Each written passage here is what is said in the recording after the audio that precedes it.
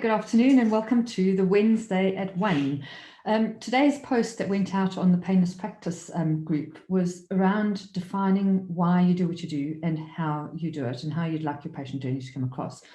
And I just wanted to give a little bit more context to this. So we call your why and your how, your purpose and your values. And we really believe that these are absolutely fundamental to having a truly successful practice. It can be really difficult to actually come up with a really authentic why and defining your values.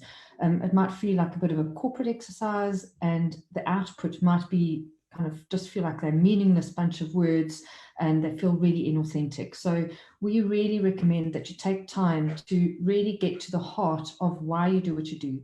So in terms of the why, think about what impact are you having for your patients? What benefits are your patients deriving from coming to you for care?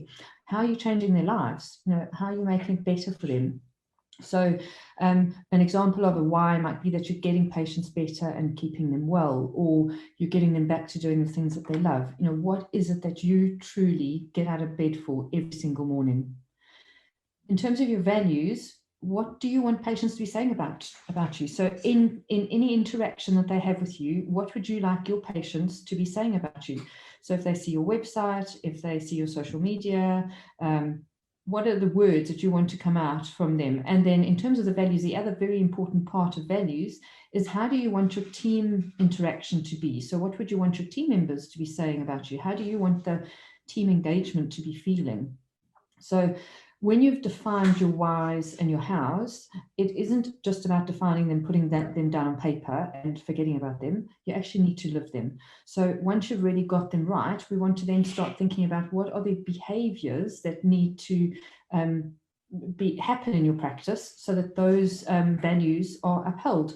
So as an example, if one of your values were maybe that you are always professional and respectful, the way that you interact with your patients, what is the manner of the person on the phone? How does that come across on your website? What are the behaviors that detract from it? So for instance, a therapist arriving after the patient has already arrived at the clinic, or not arriving in time to get prepared before the first patient, or continuously running late. All those detract from the value that you want to uphold of professional and respectful. What about if you want to come across as caring? If I went onto your website, would I get that feeling of, wow, these people really care? Would I get that feeling when I go onto your social media? Would I get that feeling when I phone up your practice for the first time? So once you've defined what your why is and what your values are, it's then really important to look at every single step of the patient journey and make sure that those values are upheld. It's also easier to make decisions. So you'll be making decisions about what marketing you should be doing. You'll be making decisions about who you should be hiring, who you should be firing. When you know those values, it makes it a lot easier for you to actually make the right decisions for the success of your practice. So I hope that's been helpful today. If you'd like to have more tips in order to transform your practice and get it to thrive, not just survive, do join us for our first Friday Focus webinar, which will be happening on the 12th of March.